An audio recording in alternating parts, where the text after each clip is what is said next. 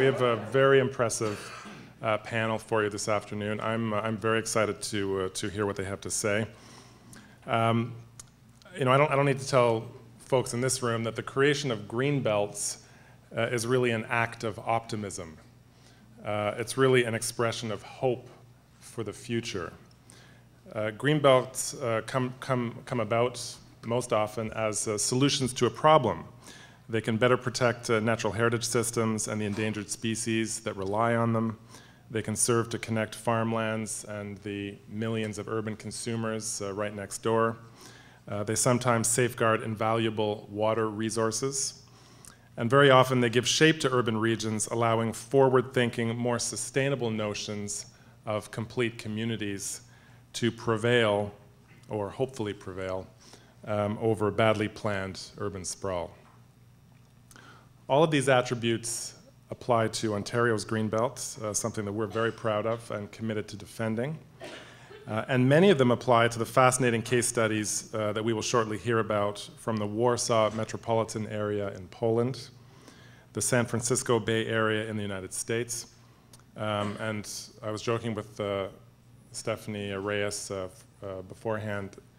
You know, some of you might get confused if you're trying to check out Ontario's Greenbelt. That's greenbelt.ca. Stephanie's Greenbelt is greenbelt.org. You know, don't get mixed up there, even though two fabulous Greenbelts. And the breathtaking, potentially 12,500 kilometer Greenbelt stretching across the entire European continent. The creation of any Greenbelt is not a simple endeavor, to say the least. Much discussion between many different stakeholders is often required to bring them about. And even once enacted, and as we're learning here in Ontario, even once enacted, Greenbelts are living things. They're works in progress. And over time, they're either ours to improve or they're ours to watch whittled away as the years go by.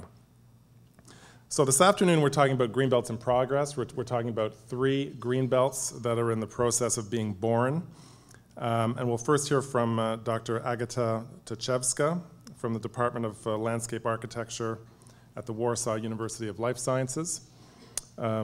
Next up will be Dr. Liana Gaidatsis from the Greenbelt Project Office of BUND, the Friends of the Earth affiliate, I believe, in Germany. And then finally, Stephanie Reyes, the Policy Director of the Greenbelt Alliance in the United States. So please join me in welcoming our 3 panelists, and we'll get started. I would like on the beginning to say thank you for organizers. Really, it's a great possibility to meet all of you from different parts of the world here. And so thank you very much, and it's a great honor for me to present today some remarks about Warsaw Metropolitan Greenbelt. But I would like on the beginning to make a very short statement. The first, I'm not really a perfect English speaker, sorry. But you can choose, at least from my brilliant Polish to much worse English. The first. So please, you can vote, we can check what's better. Then most of presentation which we saw today, they are related to existing bodies. So they are set up already Greenbelts. What we have in Warsaw, it's not really existing one, it's a virtual reality. So I would like to present it today, what is our approach, how to set up, how to start. Maybe it's something you know already, but maybe we can share some experience then. Well, in this direction, okay. So on the beginning, I thought it will be interesting to tell a few words about the Polish location and Poland, where it's and how it is the landscape there. So you can see that almost 50% of Poland is farmlands with almost 30% of forests. And population is a bit bigger than here in Canada, so it's 38 million. And we have, we vary from 6 to 10 metropolitan areas. One of it is Warsaw metropolitan area with population about 3 million people. And you can see that it's quite huge amount of Poland as well. When we go further and make a close-up to the region, to the Warsaw, not only Warsaw metropolitan area, but also Mazovia region, you can see that it's cover almost 24% of the voivodeship of the region. And also, it's about 37 kilometers from the north to the south and 46 from the east to west. It's cover, well, it's probably not proper word, 76 municipalities, but some of them, they are related to rural areas, so it's hard to explain. So let's say communities. So it's explain how it's difficult to manage this kind of different group of people. By landscape, it's landscape context. It's mainly plains with some river valleys. Some of them really huge, as Vistula River, which is one of the biggest river in Europe, quite wide actually, and quite important ecological corridor as well. So when you look at the land use there, you can see that also over 50% are farmlands, about 20% are forests, and over 60% from they are state forests. So you can see that it's not so difficult situation when you compare it to other areas where private forests predominate. And not so much area are build-up area. When we look how it's working with the nature conservation, you can see that almost 40% of this Warsaw metropolitan area are protected, actually protected. But it's protected by different categories of protection. So from national park, which one is located west of Warsaw, it is quite unique in Europe to have the national park next door to the capital city. But we have also 2 regional parks in the south and some other maybe not so much important categories of protection, but still like Natura 2000 site, landscape protection areas, and so on. So among those 40% areas, to say the truth, only 10% of this Warsaw metropolitan area is really protected.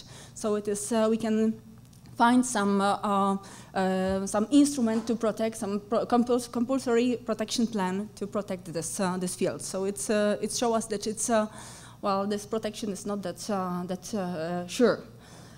Well, coming back to the history a bit. Some first steps to create the Greenbelt around Warsaw starts almost 100 years ago with those quite famous Garden of the City concept, and this kind of the cities appear around Warsaw. But to say the truth, in the 30s appear a functional Warsaw plan. This is quite important element of our planning history, because it was the first plan that explained that we're supposed to really think about some environmental aspect in the surroundings. So they propose to show some airflow wedges or airflow corridors. They also find out some polders for floodplain, so some areas which supposed not to be built up. And since then, we had really a great possibility to leave these areas kind of not really in heavy use. Then after the Second World War, another concept appeared to make a forest belt around Warsaw. It's so to this environmental function was added the recreational one. So so it was the idea to put some forests in the Warsaw surrounding. And then in the 70s, we have this Agriculture and Forest Land Protection Act. So a regulation appeared. Which with 2 very important aspects. The first, that we have that we can protect good soils in a really high level. So when we have the best class of soils, it means that you can change the land use only on the level of the Minister of the Agriculture. And also another aspect of this legislation was related to the forests around big cities, and you can see that is in a radius of 10 kilometers in the cities over 50,000 inhabitants. Those forests, they were dedicated particularly to the recreation. So okay, we don't have set up the Greenbelt, but we have some instruments to protect the area in the surroundings of the huge cities. But when I would like to sum up those history, I must say that it was related to the central planning. So it was what we get from the central planning system. And what was happened then? During this transition of political system in Poland, new problems appear. The first that appeared a significant decrease of regional planning. So we noticed that local planning started to be much more important. Private ownership started to be the most crucial one. So it means that it's so difficult now to persuade this regional planning concept. Then also you can see that those global trends related to the intensive development of suburbs appear also in Poland. So we have this uncontrolling urban sprawl. And, but in the same moment, I mean, in 90s appear another global trend, but in landscape or environmental planning. The first, the expanding of environmental benefits of greenbelts to eco-benefits. It means that beside those feeding functions, so agriculture, forestry, and beside those recreation functions, we have also quite important ecological one. So we have to take care about ecological network within the Greenbelt. So let's try to combine those concepts to our idea. And the second one that, to say the truth, quite late, in the 90s I think, maybe 80s, scientists start to notice that the environment is also within the city. I mean, earlier it was very hard to find any research related to this kind of things. I mean, to the how environment is treated within the city. So in this moment, many other concepts appear as green infrastructure, urban ecosystem. In Warsaw, particularly, we have something which is called urban natural system. And it brings us to the new approach, our approach to the Greenbelt proposal. And it's appear with practical needs. So the Mazovia Regional Planning Office, which we have the representative also here in this room. And they ask us to help to prepare the environmental study for a regional plan of Warsaw metropolitan area. So we start to cooperate. And on the end, we proposed the Warsaw Greenbelt border, because the question was how big, where it's supposed to be, and so on. And what was our approach? Our approach was to combine two main concepts. I think the Greenbelts on one hand and the ecological network on the other one. So with Greenbelts related all those traditional functions for Greenbelts, and also to add to it this ecological network one. And so we posed two assumptions, one related to Greenbelt and another related to the ecological network. So those two related to Greenbelt, it's the first, the structural function. When I'm talking about structural function, I think about this, there are different instruments to stop the development of the build-up areas. And also, so the main function is supposed not to collide with other function of the Greenbelt, so this feeding function and this recreation one. And also, so we pose the assumption that open spaces, when we keep the open spaces open, we can support those other environmental function, recreation one, and feeding one. So the key element for us was to keep the proportion of open spaces. And second assumption was related to the green network. And we are trying to combine, to merge the inside the city, green the network or urban natural system, so as we call it, and to combine it with regional ecological network. So when we think about the Greenbelt, we would like to not to make a huge border, but to remember about the relation between inside the city and outside the city environment. And it brings us to the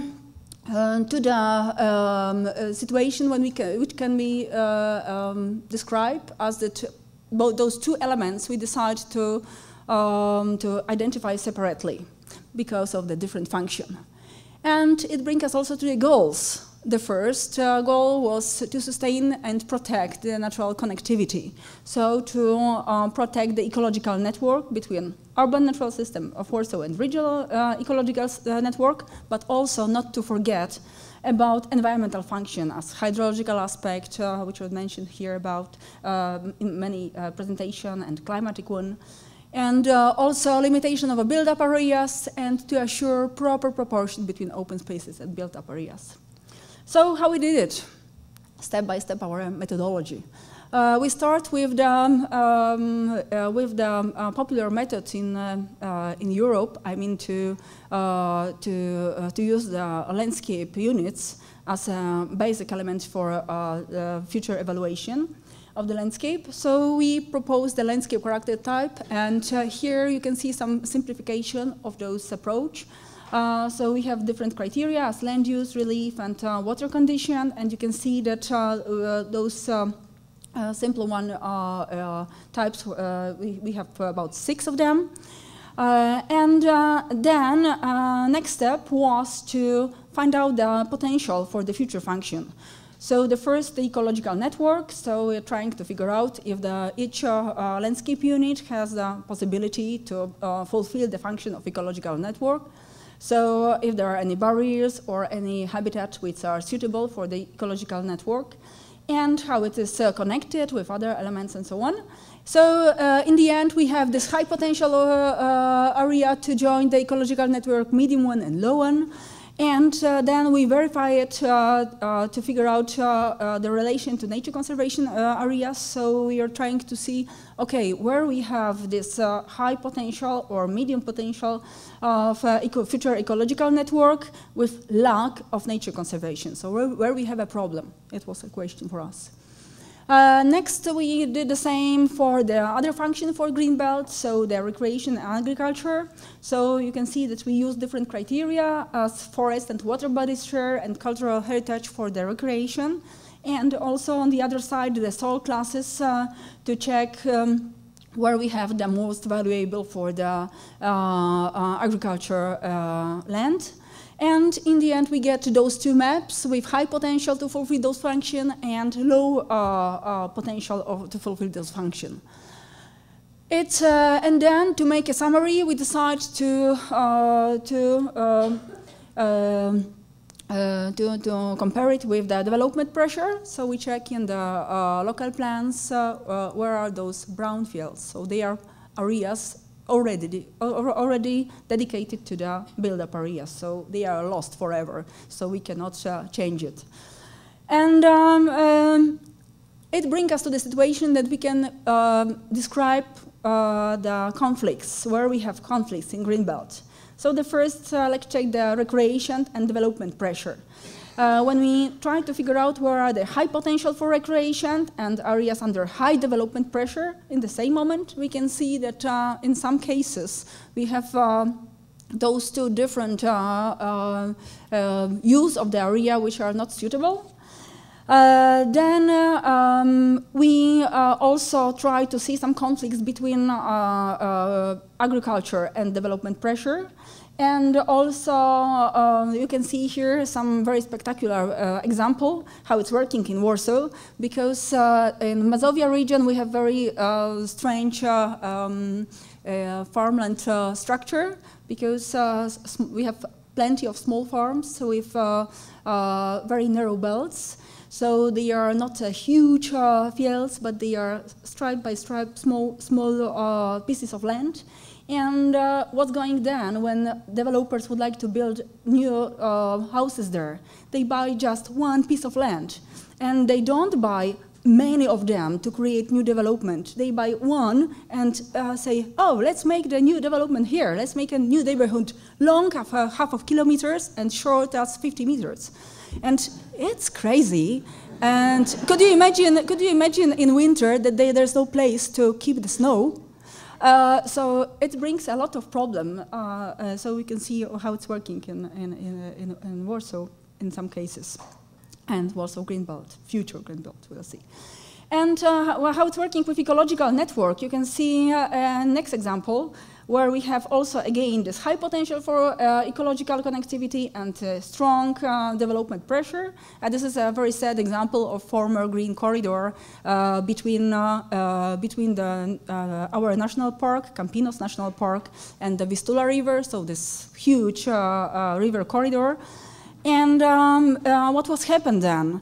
The dwellers, the local dwellers and the local authority, they didn't want it. They didn't want it at all.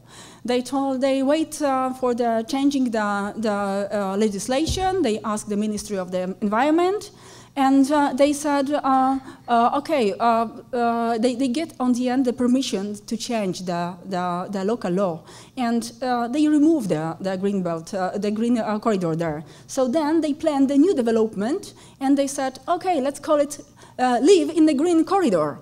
And you can see how it looks in this lower picture here.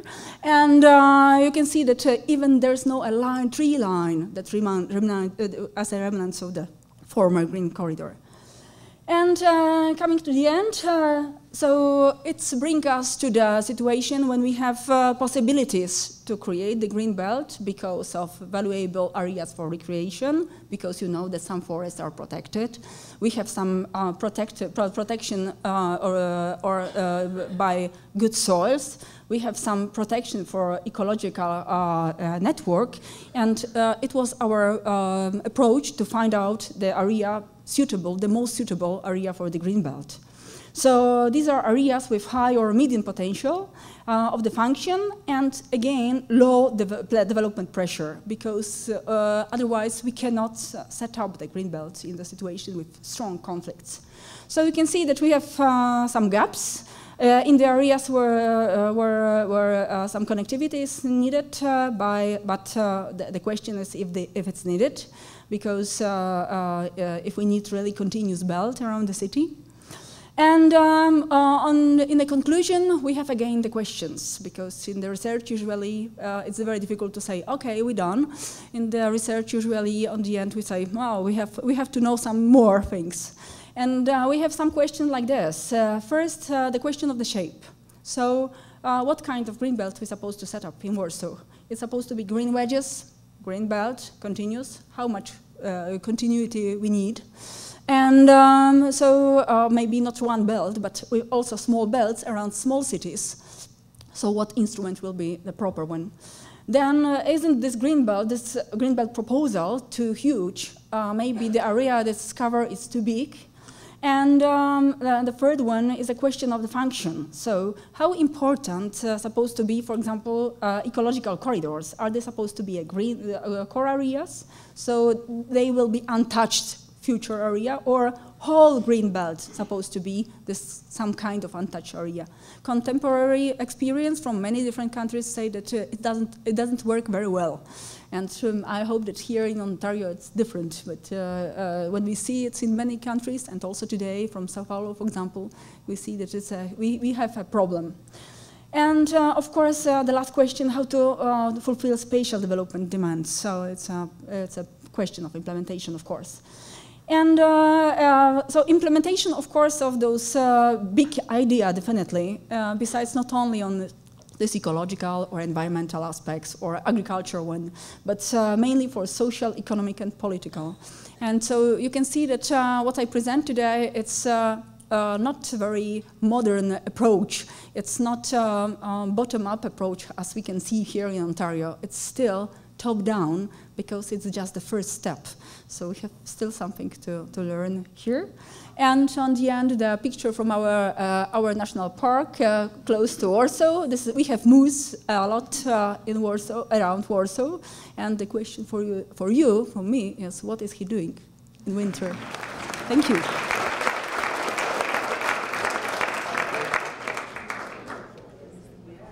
So, dear ladies and gentlemen and friends of Greenbelts worldwide, as representative of BUND, it's Friends of the Earth Germany, which is one of Germany's leading environmental NGOs, I would like to thank the Greenbelt Foundation for the fantastic organization of the first Global Greenbelts Conference here in Toronto, and I think they do a really perfect job.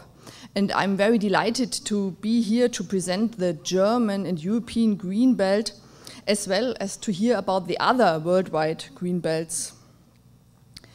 I have to say that maybe we are not a real green belt, maybe we are more a green ribbon, because it's not around a city or something like that, because it goes through Europe, about 12,500 kilometers.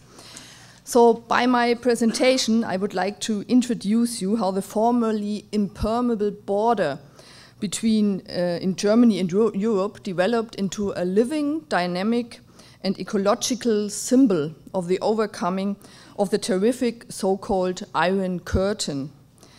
And today, in a historical context, it is a memorial landscape, reminding us on times over 20 years ago.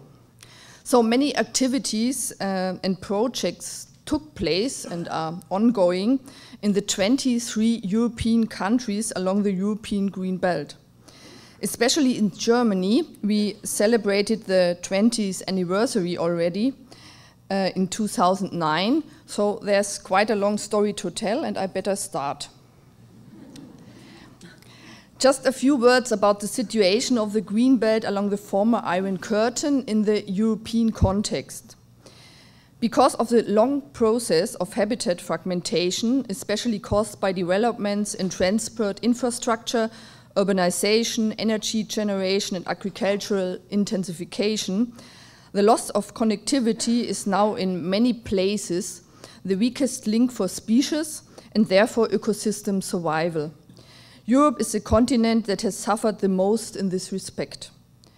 Ensuring ecosystem connectivity by building green infrastructure should therefore be given the highest priority in European Union biodiversity policy implementation and development. Europe is in an urgent need to develop and implement an ambitious new biodiversity policy framework, not only halt the loss of biodiversity, but reverse it and restore ecosystems by reconnecting them.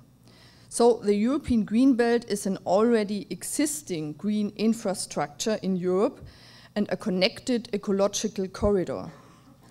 At the same time, the Green Belt is a direct contribution to the implementation on different international agreements and legislations. For example, Natura 2000 Emerald Networks, that's European nature conservation categories, creating a network of protected areas and the establishment of a pan-European ecological network. Overall, the Green Belt offers an exceptional tool to support Europe's natural and historical heritage. So we all have a vision. So the vision of the European Green Belt is to create the backbone of an ecological network running from the Barents to the Black Sea that is a global symbol for transboundary cooperation in nature conservation and sustainable development. So here you can see that the European Green Belt has obviously much to offer, and it combines nature, culture, and history. And it is a unique chance for Europe that last century's zone of death shall become a hopefully non-stop lifeline across Europe. But firstly, let us have a look on the Green Belt in Germany, where the vision of the European Green Belt has its origin. Here you see a part of Europe on the right side, and on the left side you see Germany and the area of the German Green Belt. So the inner German Green Belt extends for 1,393 kilometers through 70 distinct physiogeographic regions, from the Baltic Sea in the north to the intersection of the borders between the federal states of Saxony, Bavaria, and Czech Republic. It is a cross-section through almost every type of German landscape, from the coast to lowlands and low mountain regions. A lifeline which not longer divides, but connects the old and new German federal states. So let us have a look on the valuable habitats of the German Green Belt. So this could have been the German Green Belt, or maybe something like this. You have to know that 54% of the area of Germany is agricultural intensively used. It's wheat fields, cornfields, rape. And 13% of the area of Germany are already built up areas and sealed by roads, industrial parks, and housing areas. And this area is increasing day by day by 100 hectares. So Germany is a densely populated industrial country and has a very intensive agriculture. Each square meter is used, nearly no unused areas and fallow land. But there is a better way against this negative development. So the Greenbelt, that's the former inner German borderline, and obviously, I think, it's a landscape providing refuge from stress of survival in agricultural field systems. So here you see the Greenbelt. I think I don't have to show you where's the Greenbelt and where's the agricultural intensively used land.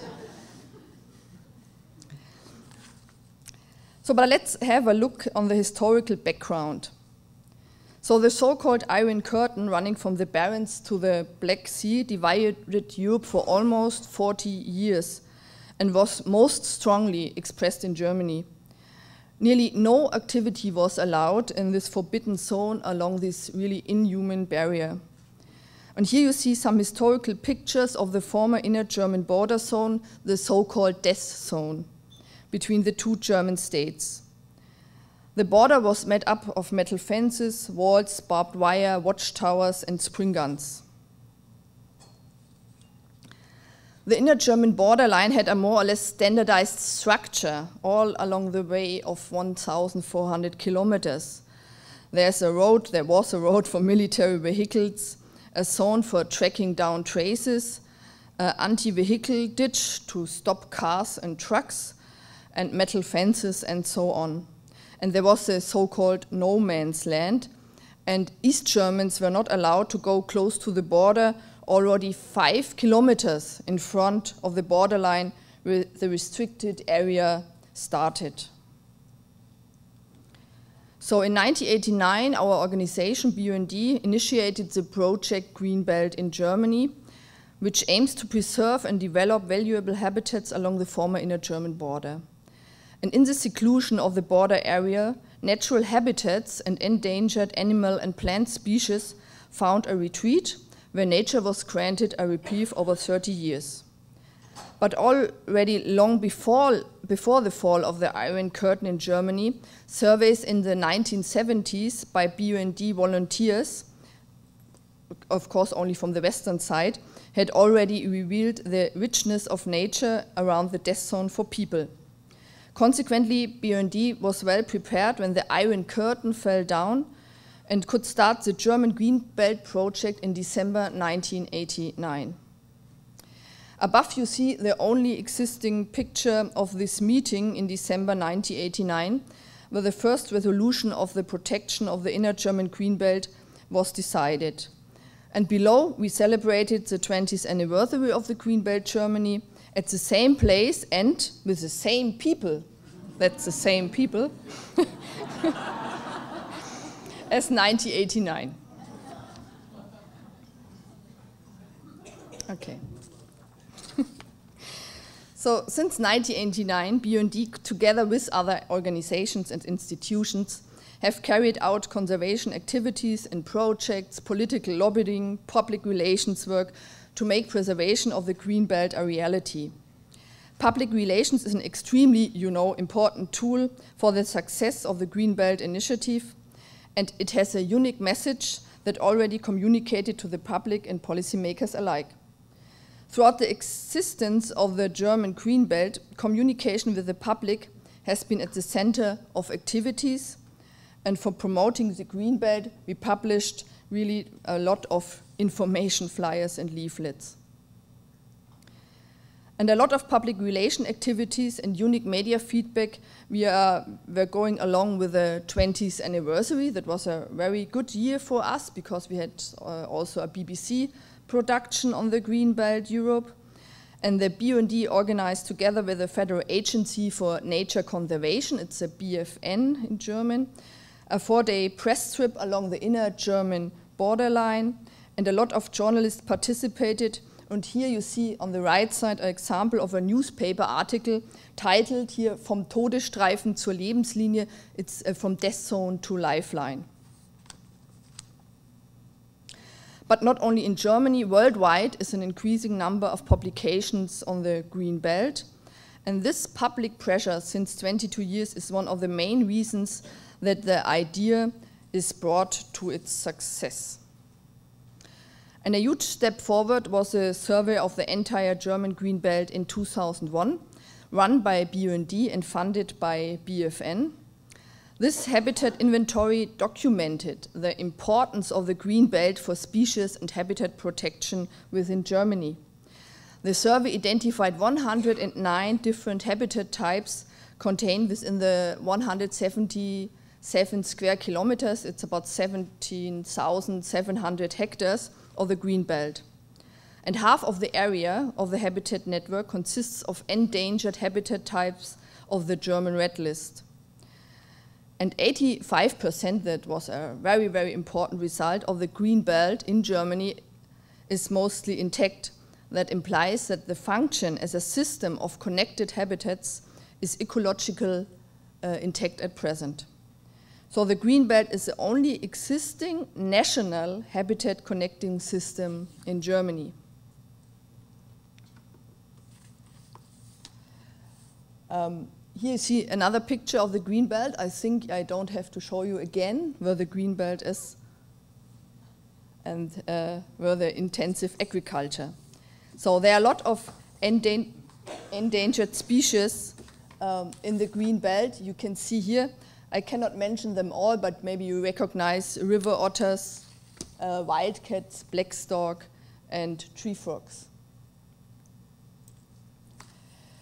So, but from the beginning, these unique habitats were threatened in many places. In totally, approximately 1,900 hectares of the Green Belt are impacted by agricultural practices. And here you see only one example of an encroachment in the Green Belt. Also, the development of transport networks has impaired the connectivity of the Green Belt in some locations. Altogether, about 450 roads cross the Green Belt, from small tracks to the, I think, very famous German Autobahn and highways. And another problem is the development of industrial parks in and beside the Green Belt. Here the Autobahn. Beside the Green Belt and reforestation with monocultures. So, beside the already showed threats, there was also the Borderland Law in 1996. It is and was an exceeding threat. By this law, former landowners in the border area, which were decised by the GDR, German Democratic Republic government, could get their land back. So that was a problem, because when they got their land back, there's a difficulty that they use it for intensive agriculture. And the other threat was, in the mid-90s, the German federal government, which owned 50% of the former borderline and started a sellout on the free real estate market. And especially the NGOs protested against the sellout and claimed to transfer the federally owned land to the German federal states for nature conservation purpose. And it was really a huge success for all organizations struggling for the sustainable protection of the Green Belt, that the transfer of the federally owned land to the federal states for nature conservation purpose was fulfilled in the beginning of this year. So it was quite a long time. You need always a very long breath for nature conservation. You can see on the picture that the Green Belt consists of a mosaic of small structured private and public property. And so now we have about 25 to 30% privately owned land in the Green Belt, and this is really endangered to be destroyed. So that's the point where BUND is buying up land from these private landowners. And in 7 areas along the Green Belt Germany, we are buying up unique habitats. Up to now, we have about 550 hectares. And this is a very good tool and mostly the only way to protect the habitats in the long run. And on the BUND-owned land, we carry out measures for protection and development, like the restoration of wetlands and riverbanks, the transformation from arable land to grassland, and special measures for endangered species. And also landscape measures to maintain open spaces, open areas, for example, by extensive grazing with sheep and cattle. And to finance all these land purchase and all the other activities of the BUND projects, people can buy so-called green share certificates, which means that any donor giving €65 becomes a symbolic shareholder in the Greenbelt and is regularly invited to guided excursions in so-called shareholder meetings. And up to now, we have about 16,000 people are shareholders of the Greenbelt Germany. So the Greenbelt along the former borderline has much to offer: nature, culture, and history. It's interlinked in a unique manner, and making this experience available by sustainable tourism while protecting the valuable nature at the same time is the aim of the ongoing project Experience Greenbelt, again funded by the German Federal Agency for Nature Conservation. And you will hear a lot of details of this project tomorrow in the session with Uwe Rieken, my colleague from the Federal Agency of Nature Conservation. So summarizing the over 20 years of work, we can say that the Greenbelt Germany has reached a very high political level and large acceptance in the public. Today, the Greenbelt belongs to the national nature heritage in Germany and is one of the lighthouse projects of the German federal strategy for the preservation of biological diversity. And as a big success of 20 years lobby work, it is now named within the new Federal Act for the Preservation of Nature as part of the National Habitat Connecting System. And as I already mentioned, 50% of the Greenbelt is now dedicated to nature conservation because the federal states own the land now. And further good news on the German federal level are the two new large-scale nature conservation projects finally started, again funded by the federal government. And these kinds of projects last 10 or more years and have big impact on the conservation of the Greenbelt. And again, you will hear more about these very special projects tomorrow by Uwe Rieken. One of our future challenges is that Germany's only nationwide habitat network needs a permanent and efficient form of protection for a functional ecological corridor. So the new category, National Natural Monument, in the German Federal Nature Conservation Law would be an instrument for the long-term conservation and sustainable development of the Greenbelt. So this will be the aim for the next years. But as the Iron Curtain not only divided Germany, but also the rest of Europe, the idea of a European Greenbelt developed. So in 2002, this fantastic vision was first announced in the public by BUND and BFN during the opening of a work of art, a land art project direct in the Greenbelt. Together, maybe you recognize him, Mikhail Gorbachev, that is the former president of the Soviet Union. He attended this event. And the first international workshop on this topic was then conducted by BFN in 2003. And again, the guest of honor was Mikhail Gorbachev. And finally, in 2004, the European Greenbelt Initiative, a wide range of organizations and stakeholder groups all over Europe kicked off. The World Conservation Union, the IUCN, and the German Federal Agency for Nature Conservation jointly organized this conference that took place in Hungary, and participants from 17 European countries attended the conference, and the European Greenbelt Initiative was born. So the European Greenbelt runs from the Barents Sea in the north to the Black Sea in the south, spanning some of the most important habitats for biodiversity and almost all distinct biogeographical regions in Europe. As in Germany, no activity, for example, intensive agriculture and industrial development was allowed in this forbidden zone along the east-west barrier. So the European Greenbelt is not so much a consistent strip of protected areas, but rather a tool to bring together core areas through corridors and sustainable use zones. So the initiative symbolizes the global effort for joint cross-border activities in nature conservation and sustainable development. The 12,500 kilometer long route I just recognized on Monday when we flew from Frankfurt to Toronto. That's twice the length of the distance Frankfurt-Toronto. So twice the distance Frankfurt-Toronto. Of the Greenbelt connects 23 countries and is divided in 3 regional sections. The Fennoscandian and the Baltic section in the north, the Central European section and the Balkan region. IUCN hosted the secretariat of the initiative for the first 6 years and has now taken over the patronage. And each of the 3 sections is being overseen by a regional coordinator.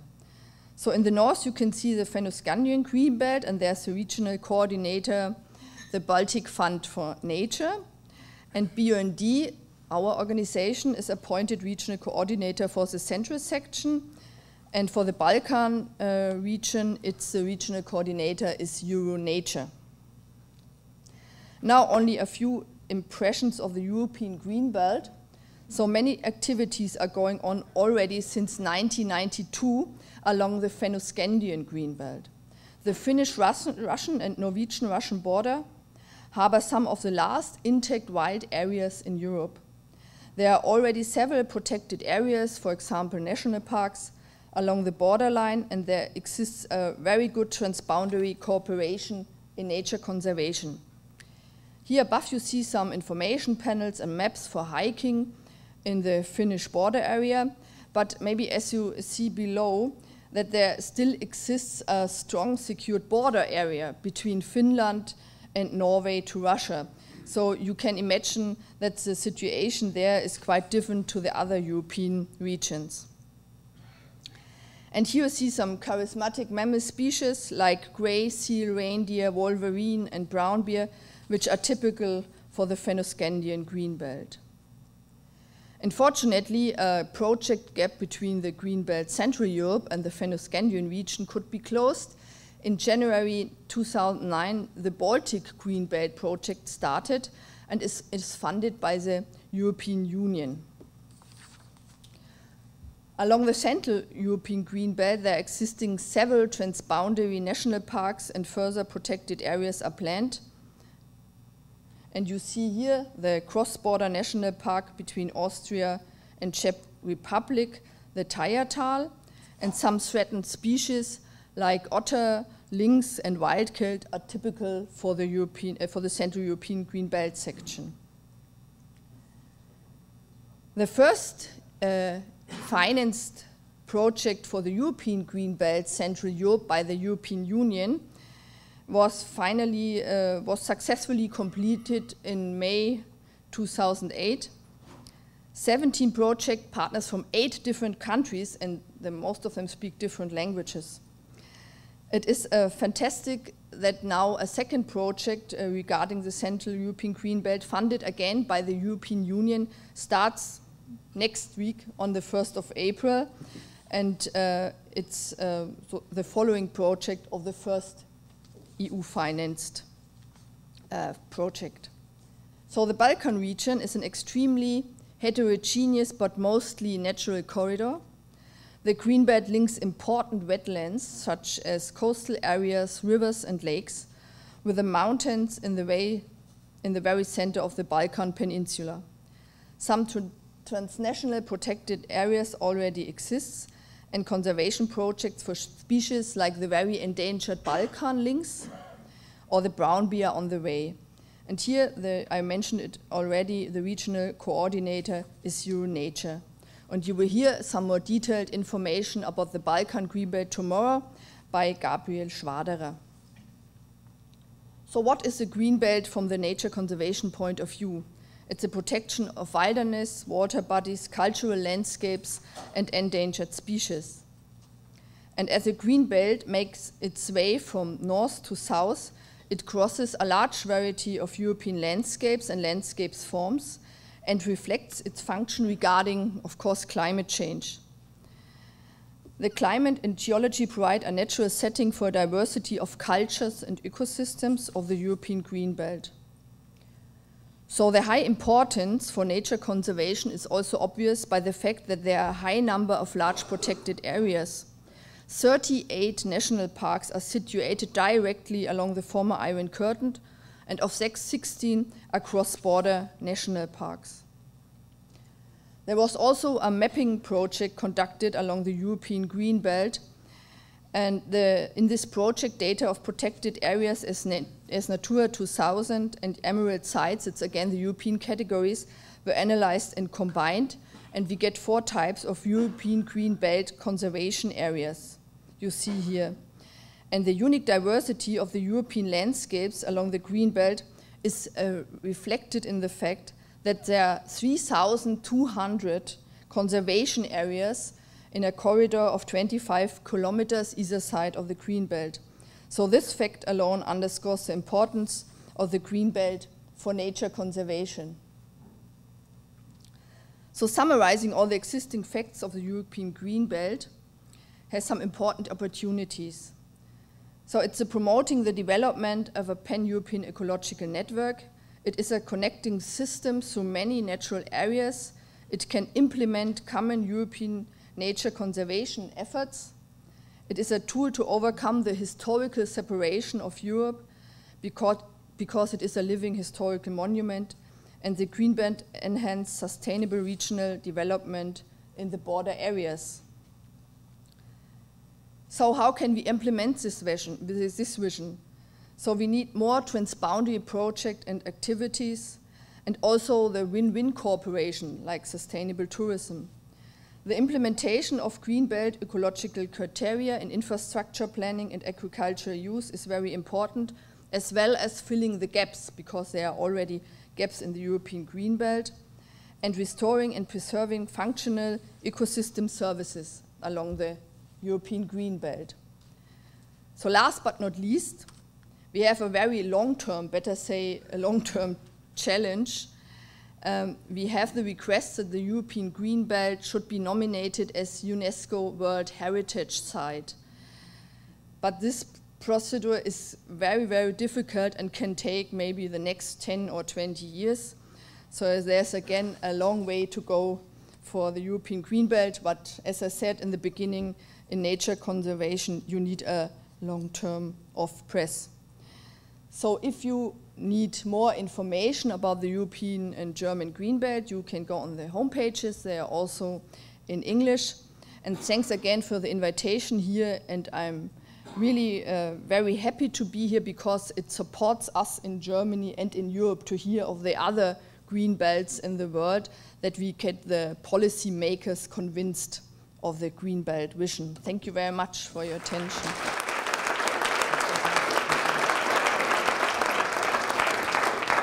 So I want to start off today with a little pop quiz for everybody. In the San Francisco Bay region of the state of California in the United States, how many governmental entities do you think have land use authority over the region's Greenbelt lands? Let's start with 1. Who thinks it's 1? Show of hands. No one for 1. All right, how about 5? Five governmental agencies? How about 13 governmental agencies, jurisdiction over the Greenbelt? See a few hands there. And who thinks 77 governmental agencies? I see you all work in very politically complex areas and recognize the challenges of pulling together Greenbelt protection in a metropolitan area. And indeed, the answer in the Bay Area is in fact 77. We have no core centralized governmental agency that has comprehensive land use decision-making authority over the region. What we do have is 101 cities and 9 counties, 77 of which border the region's greenbelt and consequently can make land use decisions that affect that greenbelt. You know, I have to say I was a little bit envious this morning hearing Jim Bradley telling the story of the Ontario Greenbelt, that, you know, he almost made it sound like there was this legislation that established the Greenbelt with a stroke of a pen. And of course, I know those of you who were there, that it was a very, very hard-fought battle, I'm sure. But it did make me long for a legislative solution. But in California, local land use is really king. We do have a couple of state agencies and regional agencies that have limited jurisdiction over certain parts of the Greenbelt, some regulatory authority from the Coastal Conservancy or the Bay Conservation and Development Commission, but for the most part, it's these 77 folks. And that's actually part of the reason that I'm the person here from the Bay Area today giving this plenary presentation. Without regional land use authority, the work of Greenbelt protection is really up to a combination of local governments, private land trusts, and nonprofit, non-governmental organizations like Greenbelt Alliance. That said, I do want to applaud our Association of Bay Area Governments, which is a regional governmental agency sadly lacking land use authority, but that has done an amazing job of really building consensus for smart growth and greenbelt conservation in the region. So I'm going to plug, tomorrow afternoon, you should all head over to hear my friend Ken Kirky give his presentation in the governing greenbelts about how they're promoting land conservation through a voluntary collaborative process. But for now, it's the Greenbelt Alliance show. So quick background on us. Since 1958, Greenbelt Alliance has grappled with the question of how the San Francisco Bay Area will grow. We've worked to define where development should and should not go. We've worked with our land conservation partners to establish policies and secure funding to protect the region's Greenbelt. And then where development is appropriate, we have worked with developers and housing advocates to support new homes and jobs near transit. So in 2008, Greenbelt Alliance celebrated our 50th anniversary. And as we approached that milestone, we asked ourselves a big question. As the Bay Area grows, what should the region look like in the next generation? And our answer was a three-part vision that we call Grow Smart Bay Area. Part one focuses on our open spaces, making sure that the Bay Area's 3.5 million acre greenbelt of working farms and natural landscapes is protected from sprawl as the region grows. Part two, whoops, look at that, is about ensuring that the vast majority of our new homes and jobs are built in already developed areas in a way that makes our communities vibrant places with housing choices, transportation choices, and amenities that we can all enjoy. And part three is ensuring that both new development and land protection will be done in an equitable manner that benefits all residents, current and future, of all ethnic backgrounds and economic status. And I assure you that I would be absolutely thrilled to talk with any of you about parts 2 and 3 of that research, including our very, very methodologically rigorous GIS analysis of infill capacity of the region at any later time. But for this afternoon, I'm going to focus on part 1, which is about the region's Greenbelt. So as I show you the obligatory map here of the area, I just want to emphasize that when we talk about the region's Greenbelt, it's not a Greenbelt with a capital G. You know, we don't have legislation establishing this is the San Francisco Bay Area Greenbelt TM. This is our network of lands that we value around our urbanized areas. So region, about 4.5 million acres of land total, 750,000 of those are already urbanized. That's the gray areas on these maps. Home to about 7 million people. And the other 3.5 million are our Greenbelt. We're very fortunate that we have just over 1 million acres permanently protected either through fee title or through easements. That's the green on this map. And then there's an additional significant amount of that land that has been protected through policy. So here we have fee, easement, policy. When I talk about land protected by policy, it's things like, for example, counties that are zoning for open space or agricultural uses, places that are protected through urban growth boundaries, or places that require a vote of the people to be rezoned for development. And it's a little bit hard to quantify the exact number of acres protected by policy, as I'm sure you're aware, but I just want to highlight a couple of areas in kind of the north and northeast side of the region. Napa County and Solano counties each have over 400,000 acres of natural lands protected by ballot measures that require voter approval for rezoning. And Contra Costa County in the east and Sonoma County kind of on the northwest both have both county urban limit lines and city urban growth boundaries that protect hundreds of thousands of acres of land as well. And it's worth noting that the high land costs in the Bay Area make it really infeasible for us to try to protect an additional 2.5 million acres of lovely Greenbelt lands through purchase or easements, and that's why Greenbelt Alliance as an organization focuses a lot on the policy protection side of things.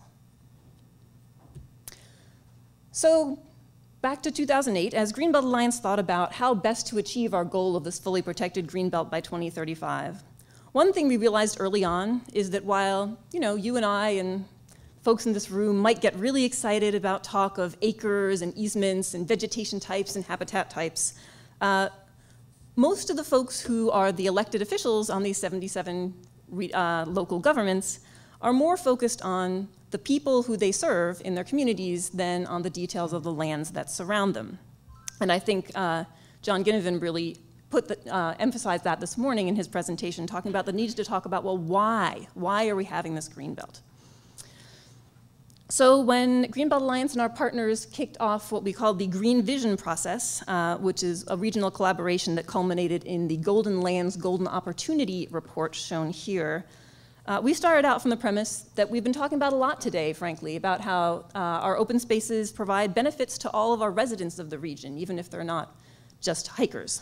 And one note on this title of this report, we did choose the title Golden Lands, Golden Opportunity very consciously to kind of evoke thoughts about wealth and frankly, money. I don't know about where you all work, but I can definitely say in the Bay Area with the Great Recession we've been going through, economic and financial issues are really tops on everybody's radar. So I'll emphasize a little bit how we talk about those issues in this report.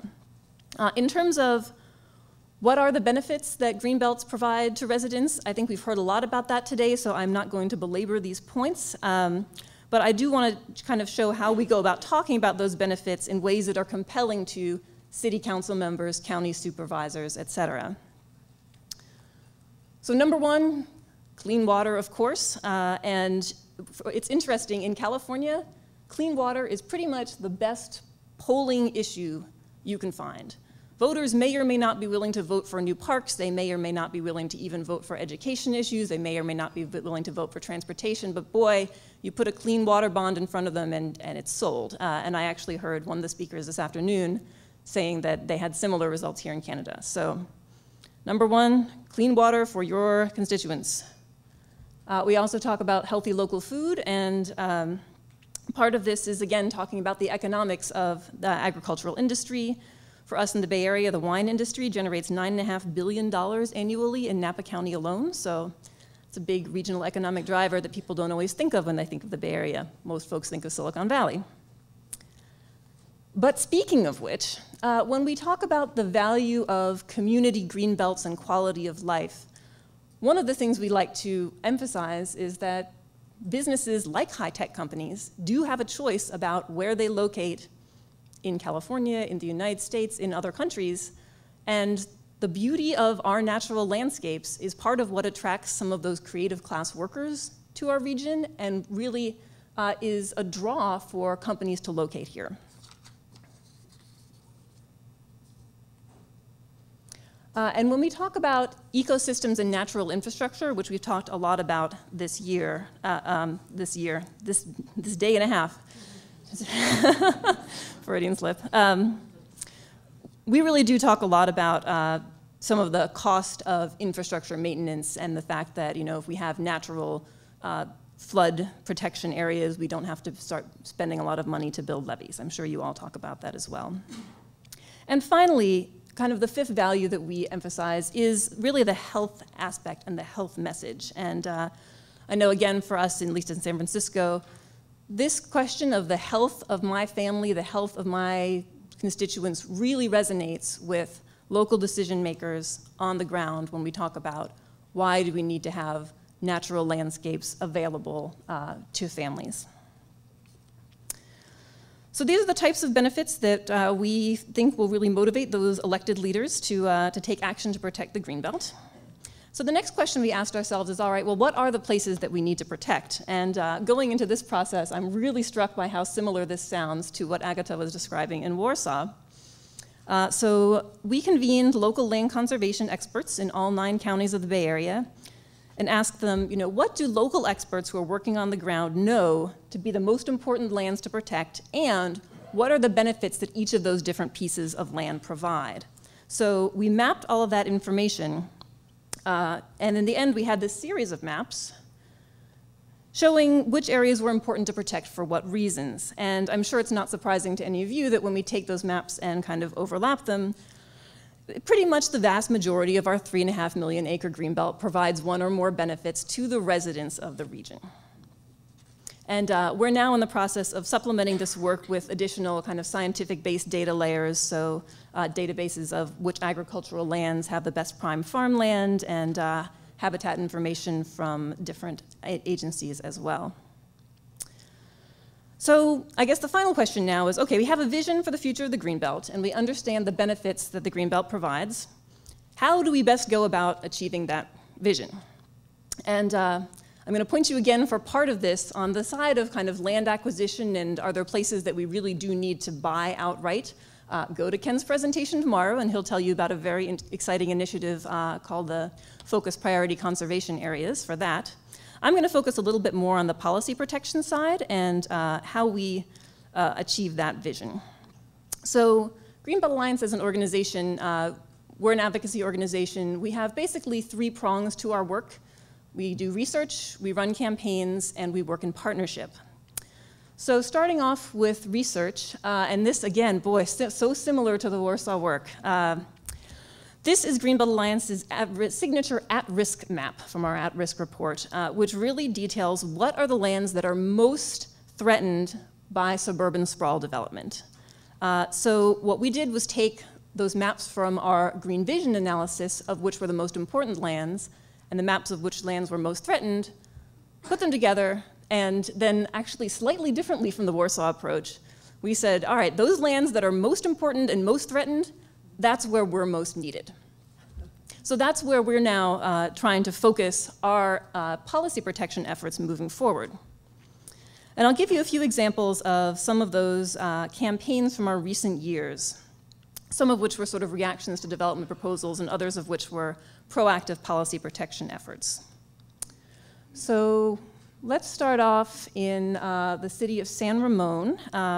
This is a recent campaign. July of 2010, San Ramon City Council placed an urban growth boundary expansion measure on the November ballot, which would have allowed development in the beautiful Tasahara Valley and the hills to the west. So Greenbelt Alliance started out working with partners in San Ramon to defeat this ballot measure. And I would say that a really key partner for us in this particular campaign was to work with local residents. San Ramon is an area of the region that is perhaps a little bit more pro-development, a little bit more conservative than other areas, and very skeptical of so-called outside environmental groups coming in and taking action. I'm sure this sounds familiar to many of you. So we partnered with some very active residents who spent a lot of time writing letters to the editor, signing postcards to other voters in the city, and were able to defeat this ballot measure. So key partner there, local residents. Another example, if we go down to the southern part of the region, very southern part, you can see the city of San Jose. That's actually the biggest city in the region, larger than San Francisco. And there is a farmland and wetland area on the southern end of the city that includes over 2,000 acres of farms and a vital wildlife passage. And the city was planning development of a community of tens of thousands of jobs and homes there. So Greenbelt Alliance and our partners in the south area of the Bay Area submitted extensive comments on the inadequacy of the environmental review for this plan. And this was an interesting case where actually we were able to reach out to some other regulatory agencies in the area who had interest in the natural issues of, and the natural resources of this piece of land, Coyote Valley. So places like the Water District, for example, has an interest. And so the volume of letters that were submitted saying, hey, this environmental review just doesn't cut the mustard, meant that the city decided, hey, you know, we actually have to redo our environmental review. Let's roll that into our general plan update, which is just starting. So Greenbelt Alliance brings a bunch of folks together, gets involved with the general plan update, and to our delight, we did successfully get the Coyote Valley area removed from the city's urban reserve. And so the general plan now shows no development in Coyote Valley up through 2040. And one last example I'll tell you about, back up north to Sonoma County, all the way in the kind of north side of the region. Sonoma County's area we're very proud of. As of this past November, all 9 cities in Sonoma County have voter-adopted urban growth boundaries. And Greenbelt Alliance was involved in 3 ballot measure campaigns this past fall in 3 different cities, Santa Rosa, Petaluma, and to establish the first urban growth boundary in the city of Cloverdale. So they will protect Sonoma County's open space for another 15 to 25 years. And this was an interesting case where we were actually able to partner with some very engaged elected officials in those 3 cities who said, hey, this is a priority for me. I'm going to make sure this gets on the ballot, even if there are competing interests. So another very exciting victory for the Greenbelt. And I'll sum up by saying we definitely agree with John Ginnivan's assessment this morning that it is essential to have an advocacy organization working alongside of governments in a region to ensure Greenbelt protection. And I would say, you know, if we have to pick my 3 big lessons from the Bay Area, I'd say these are the 3 with 77 local government entities with land use authority. We need broad political will for policy-based protection. To create that political will, we have to talk about the Greenbelt not in terms of acres of land, but in terms of benefits to residents. And to implement that vision, you want to figure out which areas are the most threatened and engage in strategic campaigns in those places.